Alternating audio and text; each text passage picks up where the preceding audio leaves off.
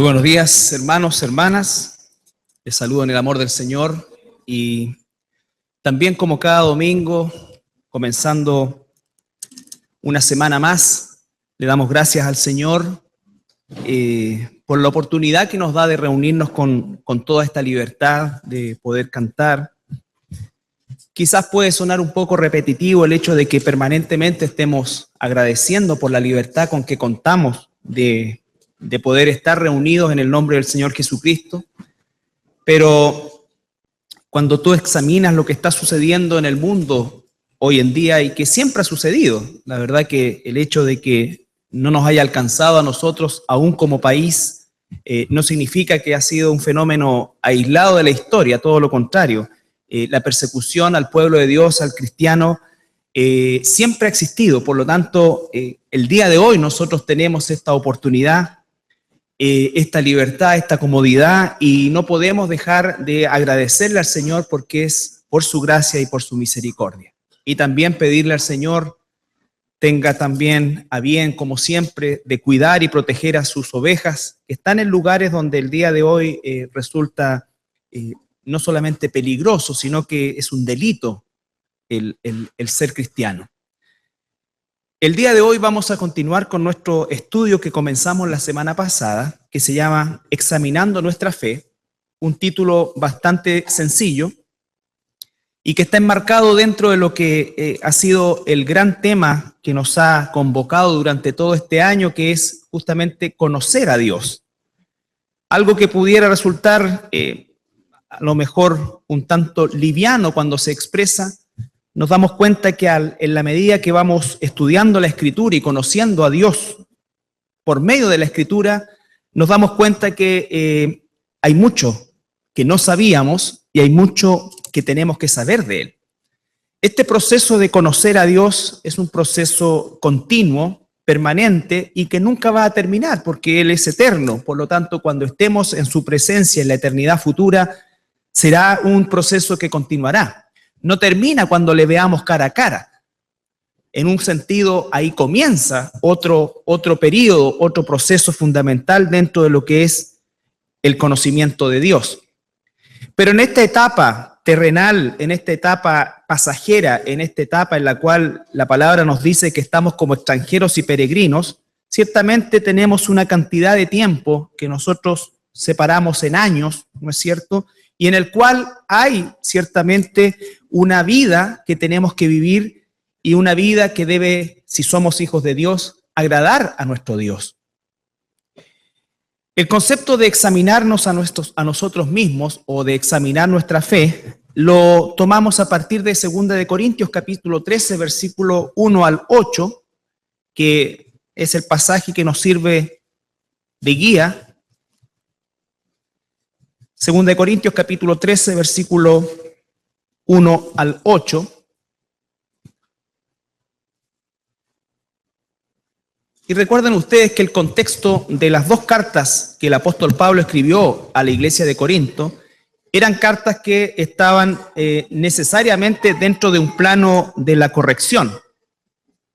¿Ya? No era una carta donde se estaba halagando a la iglesia, sino que son cartas que se está corrigiendo a la iglesia y hasta cierto punto confrontando a aquellos que estaban caminando y viviendo una vida fuera de los parámetros de la Escritura.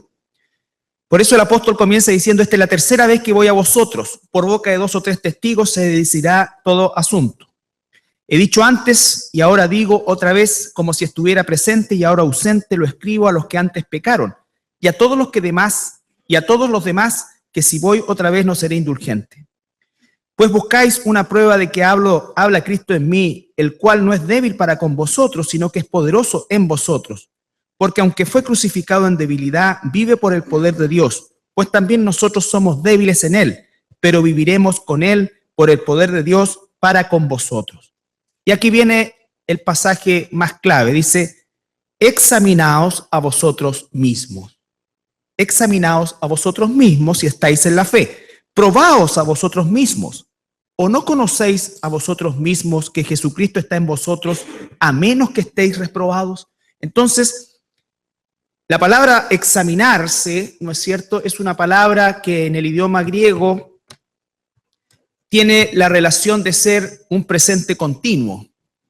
Y este presente continuo, significa el hecho de que esto no es algo aislado o algo ocasional en la vida de un cristiano, sino que debe ser algo permanente. ¿Por qué? Porque somos seres sumamente cambiantes, somos seres que rápidamente somos afectados por circunstancias, no somos seres constantes en nuestra naturaleza, más bien somos seres inconstantes en la mayoría de las cosas que hacemos. Por lo tanto, la característica nuestra no es necesariamente la constancia, no es necesariamente la disciplina incluso. Entonces, el examen o la palabra que está usando aquí el apóstol está en un presente continuo y también está personalizada, examinaos a vosotros mismos. No está diciendo, como lo dijimos la semana pasada, que este examen se lo apliquemos a otras personas. Este es un examen que el cristiano debe practicar periódicamente con Dios, ¿no es cierto?, en la presencia de Dios y guiado por la Escritura. No puedo partir este examen, ¿no es cierto?, en relación a lo que los demás piensan de mí, a lo que yo pienso de mí, en fin, a lo que el medio piensa de mí, sino que la única norma de conducta y la validez de este examen radica en el hecho de que es Dios y su palabra la que en definitiva va a determinar el resultado de este examen. También deja ver claramente este pasaje que aun cuando ninguno de nosotros ve el corazón del otro, ¿no es cierto?, también es cierto que existe una manera bíblica de poder determinar nuestra militancia verdadera con Cristo y siendo verdaderamente hijos de Dios, y por eso que dices, examinaos vosotros mismos, porque el Espíritu Santo a través de este examen te va a certificar y dice que el Espíritu nos confirma que somos hijos de Dios.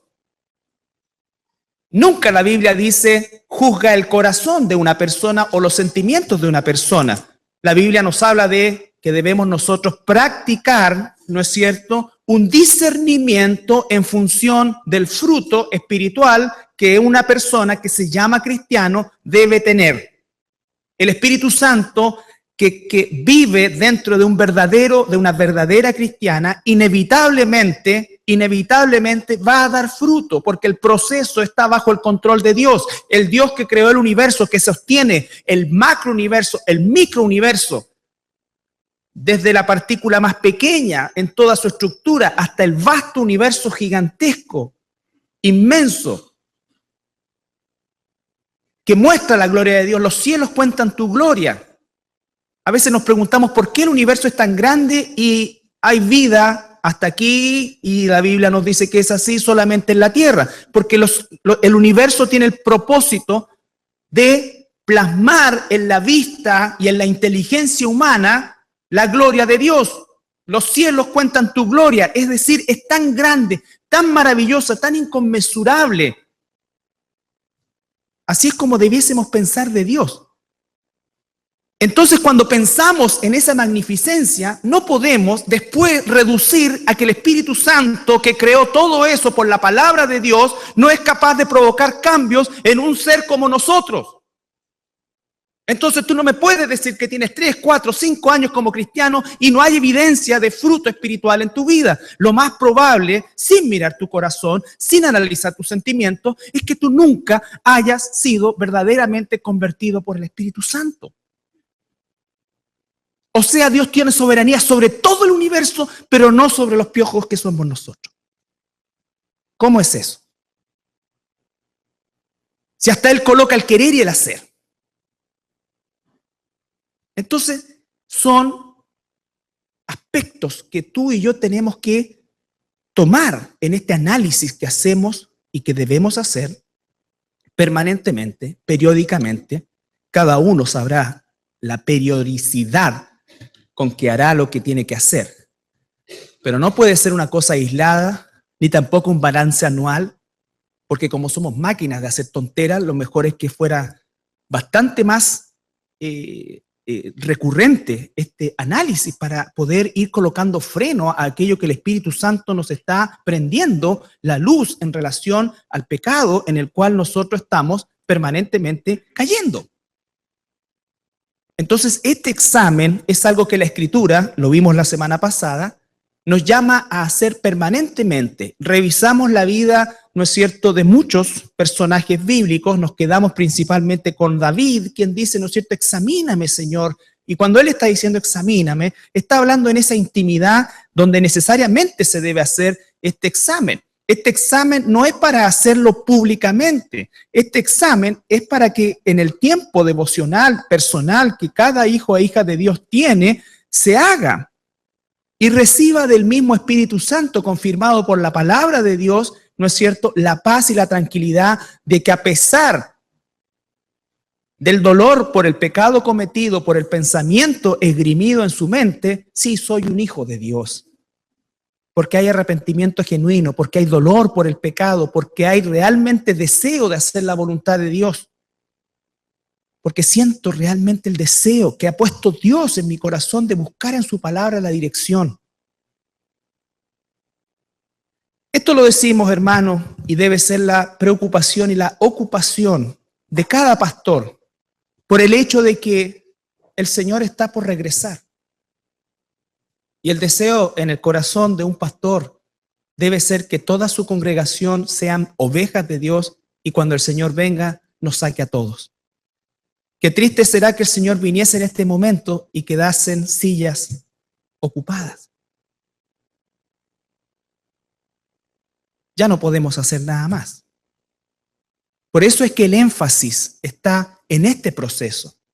Te quiero decir de verdad, yo a veces cometo el error de expresar cómo uno es en relación a cómo las prioridades que Dios ha puesto en tu vida, pero yo no tengo mucho interés si te está yendo bien o mal en el trabajo, si te comprenden, no te comprenden, si te salió o no la cuestión. De verdad, no, me alegro, por supuesto, como todos nosotros, pero no viene de ahí el deseo ni la oración por ti, es por ti y por mí, es por el hecho de que realmente seamos hijos de Dios y que nos vayamos de este lugar cuando el Señor venga por nosotros. No me interesa si cuando venga el Señor estés con pega, sin pega, que te estén pagando bien, que sean justos contigo, ¿no es cierto? Que si eres profesor te paguen lo que te merece y si eres, ¿no es cierto?, de la salud pública o del... No me interesa. De verdad, o sea, no, porque quiero decirle una cosa, hermano, no hay esperanza en eso. No hay esperanza en eso, si las cosas van a ir de mal en peor. Ahora decía, oye, pero todos tenemos derecho. ¿Derecho a qué? Dime, por favor, ¿derecho a qué? Si eres un hijo de Dios, ahora si no eres un hijo de Dios, oye, ejerce todos tus derechos y saca lo mejor que puedas de este mundo, porque no hay otro. Porque el que viene después es horrible. Anda a hacerle un paro al anticristo. A ver dónde vaya a terminar. Entonces, uno puede parecer loco y de verdad, está bien, el mundo nos considera loco, pero a mí no me importan esas cosas, de verdad no hay mayor interés. El interés es si realmente tú haces un examen dentro de ti, porque todo lo demás es circunstancial. Como la hierba del campo, viene, va, mi salud, o sea, disfruta el tiempo que Dios te está dando. Si hoy día tienes salud y puedes estar sirviendo al Señor y disfrutando este momento, hazlo. Si no es así, no pienses mucho en cómo te vas a planificar hacia adelante sin, por supuesto, caer en la irresponsabilidad, ya lo hemos dicho hasta el cansancio. Pero el punto es que como hijos de Dios, nosotros estamos sujetos a un examen que la Escritura nos entrega. Y ese examen es un proceso permanente y es algo que la Escritura no solamente alienta, sino que manda permanentemente.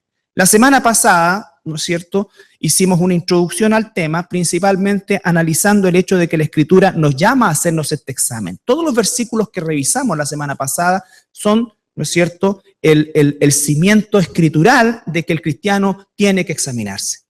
Tiene que examinarse. Es decir, es una obligación para nosotros como hijos de Dios examinarnos si estamos en la fe. Examinar nuestra vida, examinar nuestras acciones, examinar nuestros pensamientos, permanentemente examinarnos. ¿Para qué? Para que en definitiva, no como una forma de informarle a Dios, porque Dios lo sabe todo, como una cosa de nosotros tomar conciencia espiritual de que efectivamente necesitamos que el Espíritu Santo opere permanentemente en nosotros. El día de hoy vamos a analizar ahora ya un poquito más ordenado, ¿no es cierto?, este aspecto, antes de entrar directamente a las áreas, por así decir, que el Señor nos enseña que debemos examinar. Pero si pudiéramos decir nosotros y dividir el examen en dos grandes bloques, por llamarlo de alguna manera, diríamos que primero nosotros como cristianos tenemos que separarnos, ¿no es cierto?, del punto de vista de examinarnos desde el punto de vista doctrinal. La palabra doctrina viene del griego didaskae, que significa enseñanza. Vale decir, ¿qué es lo que yo he aprendido? ¿Qué es lo que la palabra me enseña? Esto tiene más bien carácter informativo, un carácter, ¿no es cierto?, intelectual, desde el punto de vista de que qué es lo que Dios me dice, qué es lo que el Señor Jesucristo me enseña en su palabra con respecto a. Y ahí colocamos toda la forma de pensar del mundo, que nos dice el apóstol Juan, ¿no es cierto?, el mundo entero bajo el poder del maligno. Por lo tanto, la forma de pensar del mundo nunca va a ser o a encajar con la forma de pensar de Dios, sino que por el contrario van a ser diametralmente opuestas, ¿no es cierto? Entonces, lo primero es el examen doctrinal. ¿Qué es lo que creo? El mundo dice una cosa, Dios dice otra cosa. ¿Qué es lo que yo creo? ¿Lo que dice el mundo o lo que dice Dios? El mundo dice que todas las religiones llevan a Dios, que todos los caminos llevan a Dios, que finalmente, al final de los días, ¿no es cierto?, Dios, porque es amor, va a perdonarlos a todos, y no importa incluso que tú no hayas creído en Él, Él te va a salvar, ¿cierto? Eso es lo que dice el mundo en términos generales. ¿Qué es lo que dice la Escritura? Otra cosa, totalmente distinta, ¿no es cierto? Tú tienes que saberlo. La pregunta es, ¿qué crees tú? ¿Realmente crees que no hay otro camino?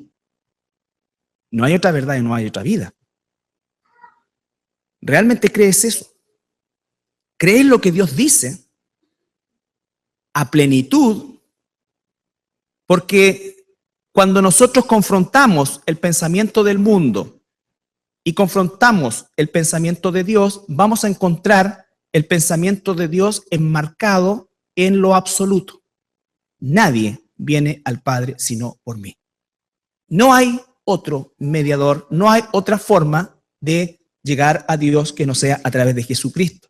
Y no el Jesucristo histórico solamente, sino que el Jesucristo bíblico desde todo punto de vista. Entonces tú estás frente a una situación en la cual el mundo va a ser inmensamente hostil. Inmensamente hostil. Dios dice que creó a Adán para Eva y Eva para Adán. No creó a Adán para Pepe ni Juanita para Eva. ¿Qué vas a creer tú? Y entonces va a venir todo el mundo encima ya, pero ahí sí, con los insultos de rigor abajo, desgraciado, te va a salir un nieto gay y ahí las vaya a pagar todas. Bueno, Dios sabe, tiene control sobre todo, no yo. Y aunque me saliera un nieto gay, yo no tengo por qué cambiar la forma de pensar de Dios. Si él no se arrepiente, muy nieto mío será, pero se va a ir al infierno igual. No hay forma de escapar de lo que Dios dice. Entonces, el examen doctrinal. Examínate doctrinalmente. ¿Qué es lo que dice Dios? ¿Qué es lo que dice el mundo? ¿Cómo piensa Dios? ¿Cómo piensa el mundo? Y ahí comenzamos nosotros entonces a analizar mi forma de pensar. Recuerden que Romanos dice, cambia tu manera de pensar. Todo parte en la mente. Si no hay un cambio en nuestra manera de pensar, no va a haber un cambio en nuestra manera de vivir. Por eso hay muchos cristianos que les cuesta tanto hacer la voluntad de Dios, porque no han experimentado un cambio en su mente. No se ha transformado eso en un hábito en su mente, no es una convicción, es solamente una postura. Y cuando uno está mucho rato en una postura, empieza a molestarle. Tiene que cambiar de postura. Cuando tú tienes una convicción, ¿no es cierto? Esa convicción marca tu vida. Una persona puede discutir por una idea. Una persona puede pelear por una idea. pero no va a morir por una idea, muere por una convicción. El cristiano tiene que estar dispuesto a morir por esa convicción. Pero si no es una convicción, va a cambiarla. Es solamente una postura.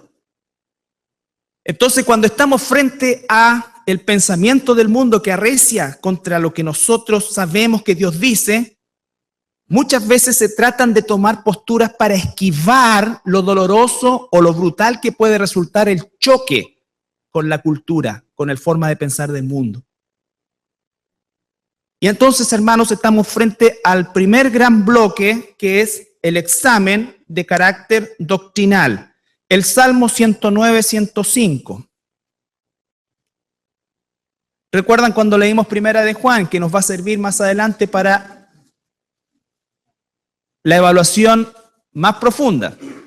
Salmo 119, 105. Salmo 119, 105.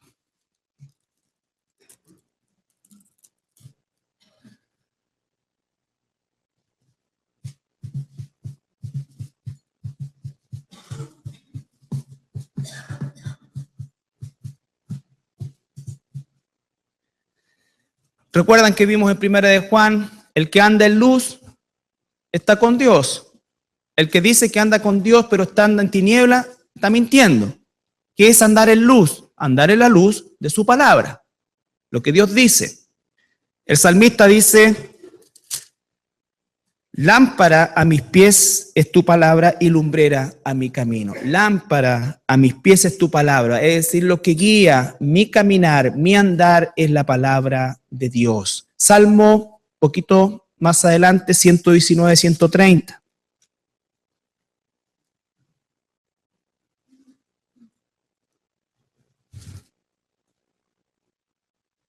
Salmo 119, 130, la exposición de tus palabras alumbra, hace entender a los simples. La exposición de tus palabras alumbra. Lámpara a mis pies es tu palabra, lumbrera mi camino. La exposición de tus palabras nos alumbra, ¿no es cierto? Trae luz. Y la luz inmediatamente va a tener un efecto sobre las tinieblas. Las tinieblas van a retroceder, las tinieblas van a querer ahogar la luz, pero no pueden hacerlo a menos que nosotros no estemos en la luz. Salmo 19, 8.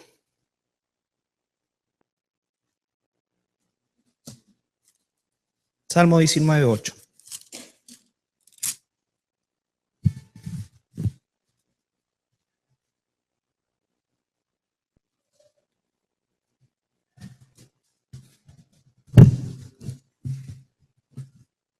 Los mandamientos de Jehová son rectos, que alegran el corazón. El precepto de Jehová es puro, que alumbra los ojos. La palabra rectos ahí, en la raíz original, tiene la idea de inamovibles. Salmo 19:8. Los mandamientos de Jehová son rectos, que alegran el corazón. El precepto de Jehová es puro, que alumbra los ojos. Entonces la idea de la palabra ahí recto es inamovible, algo que está ahí permanentemente y no se va a mover. ¿Ya? Entonces, andar en la luz, como nos dice Juan en la primera carta que leímos la semana pasada, significa andar en la palabra de Dios. Significa que la enseñanza de Dios es la que guía nuestro caminar. La enseñanza de Dios es la que en definitiva está comenzando a llenar mi manera de pensar, la está transformando todo lo que con lo que he crecido, por lo que Dios dice y por lo que es la verdad. Recuerda ustedes que lo que Dios dice es la verdad, su palabra es la verdad. Por lo tanto, me está sacando de la mentira y me está introduciendo en la verdad. Y ese es un proceso permanente. Es un proceso activo, es un proceso permanente y es un proceso transformador. Ese proceso tiene que llevar a un punto en el cual de lo mental vaya a lo conductual, que es la segunda área o el segundo bloque que nosotros tenemos que examinar. Una cosa es lo que creemos, lo que sabemos, y otra cosa es lo que vivimos. Puede haber una distorsión entre una cosa y otra. La idea que propone el Señor, ¿no es cierto?, o que nos da, es el hecho de que Ambas cosas tienen que estar en un justo equilibrio, ¿no es cierto? Y tienen que verdaderamente ser congruentes. De ahí viene la palabra integridad. La palabra integridad viene de algo integrado, algo completo, algo lleno, ¿no es cierto? Si verdaderamente yo pienso como Dios piensa, creo lo que Dios dice, entonces para ser íntegro significa que yo viviré conforme a esa creencia y a esa convicción que viene de la palabra de Dios. Porque no es solamente un proceso intelectual, es un proceso que tiene que afectar nuestra conducta. Es un proceso que tiene que afectar nuestra conducta. Efesios capítulo 2, versículo 1 al 3. Efesios capítulo 2.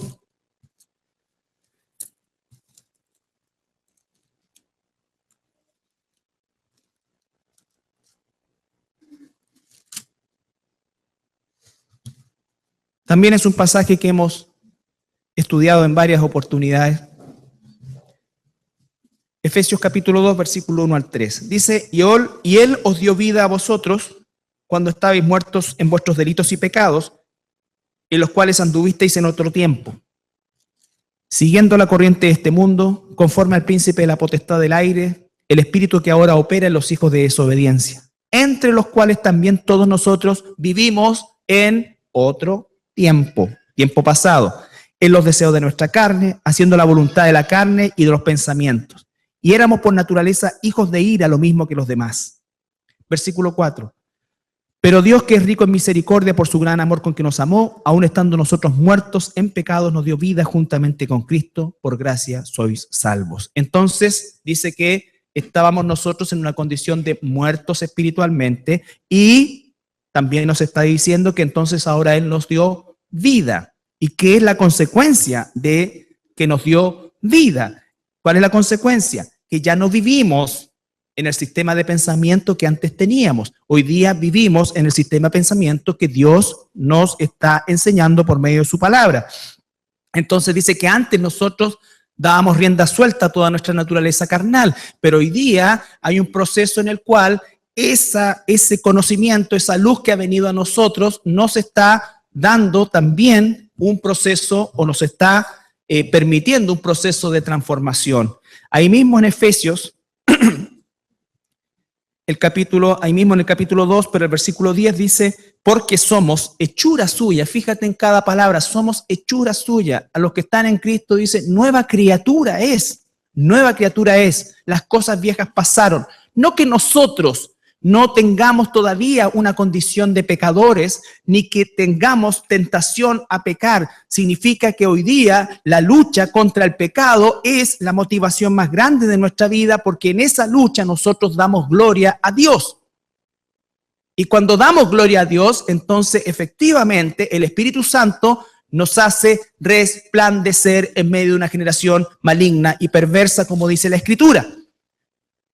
Pero amamos el proceso. Los mandamientos de Dios, aunque no son fáciles de cumplir, no son gravosos, son un anhelo para nosotros. Realmente, como el apóstol Pablo dice, yo quiero que este pecado que mora en mí desaparezca, pero gracias sean dadas a Dios por el cual nos da la victoria. Entonces, todo otra vez vuelve al Señor Jesucristo, pero hay una forma de vivir distinta, hay una impronta totalmente distinta frente al pecado, y no es una postura ocasional, sino que es una transformación mental de las convicciones que Dios ha instalado en nuestra mente por medio del Espíritu Santo y enseñándolo a través de su palabra. Por eso que la palabra es fundamental, es vida o muerte. Si tú no estás siendo instruido en la palabra de Dios, algo va a llenar tu mente y tu mente te va a llevar a divagar en lo que Dios no aprueba. Y lo más probable es que termines siendo un hijo de desobediencia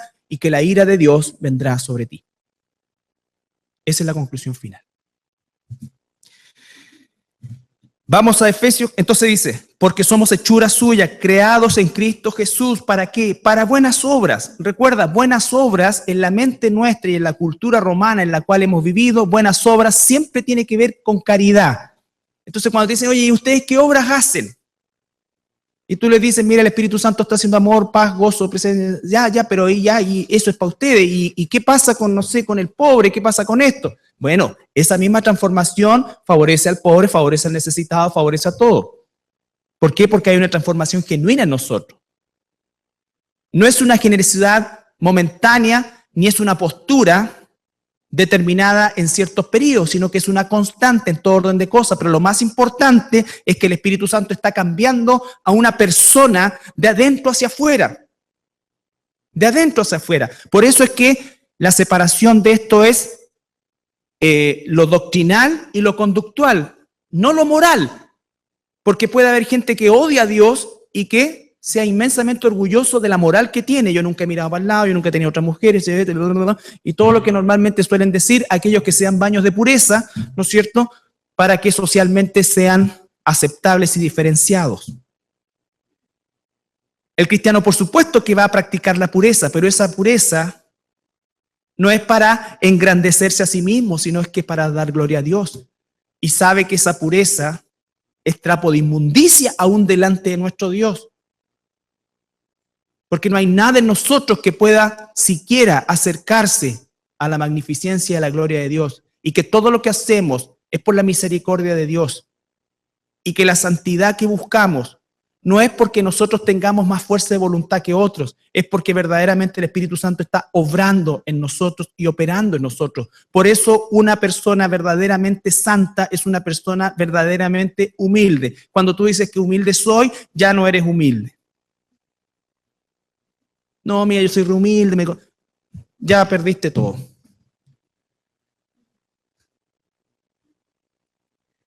Efesios, ahí mismo, sigamos, 4, versículo 1. Ahora el apóstol Pablo está dirigiendo sus pasos y su enseñanza a la forma de conducirte. ¿Cómo es que tú y yo nos conducimos? ¿Cómo es que tú y yo realmente caminamos en este mundo? La palabra, muchos la saben ya, es peripateo en el griego, que significa también algo permanente, pero no es el andar físico. No es que estamos mirando si una persona camina como si tuviera escoliosis, pie plano, pie bot, no. Estamos mirando la forma en cómo vive la vida que tiene. ¿Cuáles son sus decisiones? ¿Cuáles son sus esperanzas? ¿Cuáles son sus prioridades? ¿Cómo es que realmente esta persona es?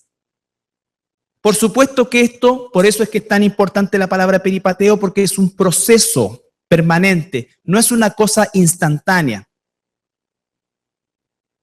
Porque si tú pudieras en un momento determinado, todos en un momento determinado, ¿no es cierto?, tenemos nuestro minuto de ira con alguna cosa, con algo, espero que no sea nunca con personas, para eso están las murallas, ¿no es cierto? Las personas y las mascotas tienen que quedar fuera. Tú tienes que agarrarte, ¿no es cierto? No vayas a pegarle una patada a tu gato porque no. ¿No es cierto? Para eso están las murallas. Haz cualquier cosa contigo. Sale al patio, grita, ¿no es cierto? Revuélcate en los espinos. Castígate, hombre. Pero no con personas ni con animales. Ni con la propiedad pública tampoco. ¿Ya? Pero el tema es, ¿no es cierto?, que esa situación que es real en nosotros es una situación y debe ser una situación puntual. Y quiera Dios, pero bien a lo lejos. Eso sí que sea lo más inconstante que pueda ser. Quiera Dios que nunca aparezca, que sea lo más flojo del mundo en eso. ¿Ya? Pero si llegara en algún momento alguien a decir, ¡tac!, y te saca una foto en ese momento,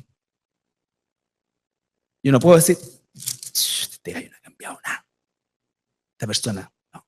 El espíritu de Dios no está. No. Peripateo es la idea de que tú tienes, es como un holter. ¿Alguien tiene un holter de presión? Te saca la foto 24 horas de tu presión arterial, entonces, porque cuando te pones la presión arterial, así de forma aislada, puede estar estresado, puede estar... Y se inventó este sistema. Es lo mismo, es una idea de tu vida. ¿Cuál es la constante de tu vida? ¿No es cierto? ¿Cómo afectan tus emociones? ¿Qué son tus prioridades? Hoy día, por ejemplo, blancos y azules van a llorar porque Van a perder los dos y Wanderito va a ganar. Y ahí van a quedar. Pero el lunes tú tienes que salir mañana a trabajar igual, con el mismo ánimo. ¿Se dan cuenta? Todo el mundo está hablando cómo sería la final entre la Chile y Colo-Colo. Uy, si van a perder los dos. Astorga con un presupuesto así les va a ganar a los dos. ¿En qué estamos? Entonces, el tema es que eso debe ser una cosa puntual, aislada en tu vida. Y por supuesto que esa cosa puntual y aislada en tu vida no determina la dirección de tu vida. No determina la dirección de tu vida. Lo desgraciado es cuando eso es una cosa habitual, permanente. ¿No es cierto? Cuando permanentemente esa situación es la que embarga tu vida y es la forma en cómo tú reaccionas con personas, con animales, con situaciones, con lo que sea. ¿Me entiendes?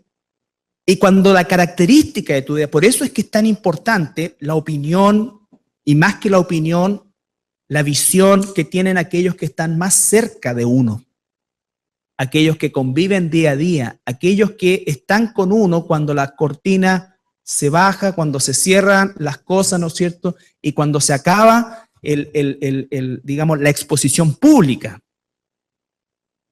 ¿Qué dice realmente tu esposo, tu esposa, tus hijos? ¿Verdaderamente ellos pueden certificar cambios en tu vida? ¿Pueden decir esta persona antes era un ogro y hoy día no lo es? ¿Pueden decir con esta persona antes no se podía conversar, hoy día sí? ¿Realmente hay eso en tu vida? Esos son los exámenes dolorosos, hermano. Cuando uno dice, oye, pucha, ¿cómo fuiste? Sí, hoy estuvo re bueno, el pastor habló y enseñó, y él enseñó, y pucha, y todo. Y empieza, no, pregúntale a mi esposa, pregúntale a mis hijos. Pregúntale a la gente que convive día a día con uno. Que está cuando uno se pilla el dedo, cuando no le salen las cuestiones, cuando no puede destapar algo, ¿no es cierto? O cuando no puede enhebrar la aguja. ¿Cómo se comporta? ¿Agarra a patado el costurero? ¿Qué hace? Esa es la opinión que vale. Esa es la opinión que vale. Entonces, peripateo significa eso. Y el apóstol Pablo dice en el capítulo 4, versículo 1, yo pues preso en el Señor os ruego. ¿Se dan cuenta? El deseo del apóstol Pablo está preso. Pero a él no le importaba su situación. Él nunca, ¿no es cierto?, usa la escritura o manda una carta para victimizarse, aunque efectivamente estaba viviendo momentos muy difíciles. Qué distinto es a nosotros, ¿no es cierto?, que queremos victimizarnos porque nos gusta ese papel. Él dice, yo pues preso en el Señor os ruego que andéis como es digno de la vocación con que fuisteis llamados. Anden, vale decir, compórtense de acuerdo a la altura de la vocación con que han sido llamados. Con toda, y aquí viene una descripción más específica, con toda humildad, mansedumbre, soportándose con paciencia unos a los otros en amor, solícito en guardar la unidad del Espíritu en el vínculo de la paz, y así sucesivamente sigue adelante, algo que vamos a analizar más profundamente cuando hablemos del amor en acción a la familia de Dios, al mundo, en fin, todas las cosas que el Señor nos está enseñando.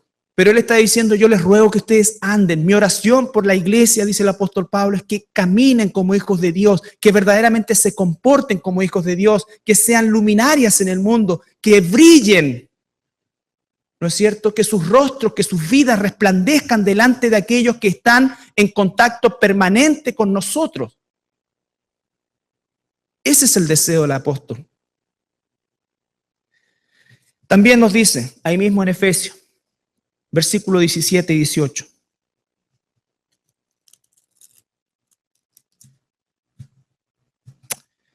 Esto pues digo y requiero en el Señor, que ya no andéis, otra vez la palabra, que ya no andéis como los otros gentiles, que andan en la vanidad de su mente.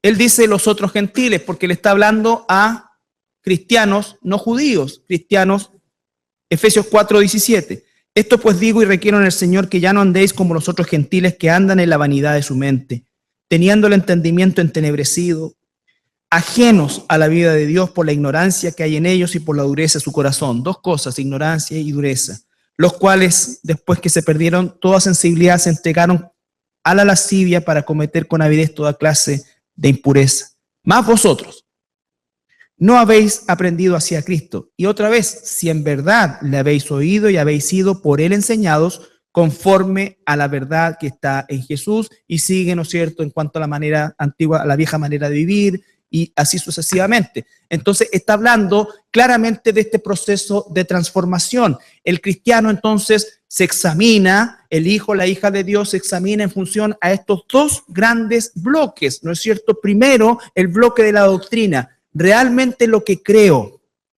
es lo que Dios dice? Falta convicción en mi vida. Una, por ejemplo, de las grandes convicciones es en relación al aspecto material nuestro. Ustedes saben, nunca hemos usado ni usaremos el púlpito ni ninguna acción de la iglesia para presionar a que la gente sea generosa y dé. Nunca, jamás, porque entendemos que es un acto espiritual que nosotros tenemos que analizar porque Dios transforma nuestra manera de pensar en relación a todo y muchas veces partiendo por las finanzas. Esto no es el conflicto, el diezmo, el cuatriesmo, el cinquiesmo. No es un asunto de porcentaje, es un asunto de transformación de la mente de una persona. Cada uno puede tener una convicción en esa área, pero un cristiano verdadero no puede estar ajeno a eso. ¿Te das cuenta? Entonces son áreas que nosotros tenemos que analizar. El área de nuestra familia en la fe con la que estaremos toda la eternidad. El área, ¿no es cierto?, de las finanzas, como acabo de decir. El área de la enseñanza. ¿Qué es lo que estamos enseñando a nuestros hijos?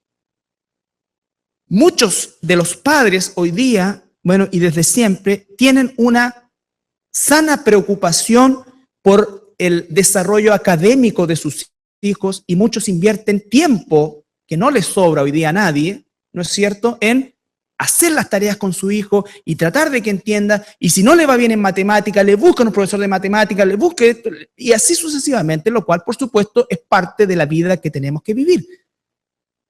Pero no existe el mismo nivel de entrega cuando estamos hablando de enseñar la justicia de Dios, la palabra de Dios, de hacer un hábito con tu hijo, ¿no es cierto?, para que ese niño aprenda a respetar, a amar, a temer a Dios, a enseñarle quién es Dios, a leer con él todos los días pasajes de la Biblia. Compra una Biblia infantil, lo que sea, todo, pero no le compres cuento cuando dice, hoy cuenta el Principito. No importa que se muera sin conocer el Principito, pero que lea la Biblia. Juan Salvador Gaviota, el Principito, la Cacherepa. Si los lee, mejor. Entre paréntesis, Chile es el país que lee menos. El 84% de los chilenos no lee ni el diario. No lee ni el diario. ¿Ya? Y los que leen mucho, leen por razones principalmente laborales y profesionales. Pero no hay una lectura, digamos, por lo menos que no estemos dentro de ese porcentaje de la lectura de la Biblia. Si no sabes nada más, si sabes lo que Dios dice, está bien. Muy bien. ¿Ya? Pero nosotros volvemos al punto de las prioridades, de cómo andamos, de qué enseñamos, cómo es que verdaderamente manifestamos nuestra convicción de que instruye al niño en su camino y cuando sea viejo no se apartará de él. ¿Cómo es que llevamos a la práctica? Y le hablo, pero con todo mi corazón, a los padres jóvenes que tienen niños pequeños, niños que son moldeables. Las decisiones siempre van a ser personales, pero tú tienes que hacer tu trabajo. Tú tienes que hacer tu trabajo. Enséñale al niño. Mujeres que marcaron a sus hijos a lo largo de la historia de la iglesia. Hombres que marcaron la vida de sus hijos a lo largo de la historia de la iglesia. Esto no se trata solamente, no, mira, yo no lo leo con él, porque el sacerdote de mi casa es mi esposo y él no lee nada. Si no lo está leyendo él, léelo tú. Hazlo tú. Si lo hacen los dos, maravilloso. Si lo hace uno, no importa, igual. Si no lo hace nadie, es trágico. Tenemos esa convicción, así como la convicción. ¿Cuánto crees que se va a proyectar profesionalmente a alguien? ¿20 años, 30 años? ya cumple los 65, ¿no es cierto? Trabajó 30 años, se jubila, se gasta la plata después en remedios, en medicamentos, diálisis y demás, y después se muere. Y nos sacamos la mugre. ¿Y la eternidad? Si somos capaces de sacarnos la mugre por 30 años, ¿qué estamos haciendo con la eternidad? ¿Cómo nos estamos preparando para la eternidad? ¿Cómo nos estamos preparando para la eternidad? ¿Cómo nos estamos preparando para eso? No estoy excluyendo lo otro, bajo ningún punto de vista. Estoy hablando de la prioridad de un hijo de Dios, de un hijo, de una hija de Dios. ¿Cuál es tu prioridad? Verdaderamente, ¿cuál es tu prioridad? Esto no es un llamado a la flojera, no. ¿Cuál es tu prioridad? ¿Por qué? Porque en definitiva el Señor dice claramente que nuestra manera de vivir va a determinar lo que realmente pensamos. Cuando lo que pensamos, hablamos, que son nuestras convicciones, se traducen en actos de vida permanentes, habituales, significa que efectivamente esa persona es íntegra. Y un cristiano tiene que ser íntegro. Si realmente un cristiano cree que la palabra de Dios es eso, en primer lugar, la palabra de Dios, ya con eso es una cosa gigantesca. Si el cristiano cree verdaderamente que Dios es todopoderoso y tiene la verdad y su palabra es verdad, aprenderá esa verdad, comunicará esa verdad, enseñará esa verdad, vivirá por esa verdad y entonces tendrá una integridad. No hay perfección en nosotros y probablemente estamos lejos de la perfección, pero una cosa tú tienes que tener claro y absolutamente claro, es la dirección de tu vida. ¿Cuál es la dirección de tu vida? ¿Hacia dónde apunta tu vida? ¿Apunta realmente a Dios o no apunta a Dios? ¿O apunta a otras cosas, hermano? No es, dice la Escritura, la vida más que la comida y la bebida, más que las cosas por las cuales nosotros muchas veces luchamos y nos privamos de cosas espirituales. ¿Recuerdan ustedes el pasaje de Marta, María y Jesús? Puede que María haya sido floja, ¿no? Pero en su momento eligió bien. Y Marta seguramente era la que hacía todas las cosas siempre, pero tiene que llegar un momento en que cuando entró Jesús, todo lo demás perdió importancia. Ya habrá tiempo para lo otro. Pero todo lo demás perdió importancia. Eso es la enseñanza de ese pasaje. No que no hagan aseo, no que no cocinen, porque igual todo se chupaba los dedos de lo que preparó Marta. Hasta el Señor.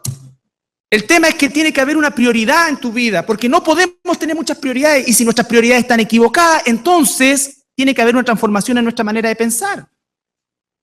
Porque de lo contrario no va a haber transformación en nuestra manera de vivir. Si mi prioridad es otra cosa que no sea verdaderamente agradar a Dios, entonces siempre las cosas de Dios, mi tiempo con Dios, la oración con Dios, la escritura, mi intimidad con Dios, va a ir perdiendo fuerza hasta hacerse algo insulso, algo que no practico y algo que ocasionalmente hago. Entonces, no debe ser así. Quiero terminar con 1 de Juan capítulo 2, 6. 1 de Juan capítulo 2, versículo 6.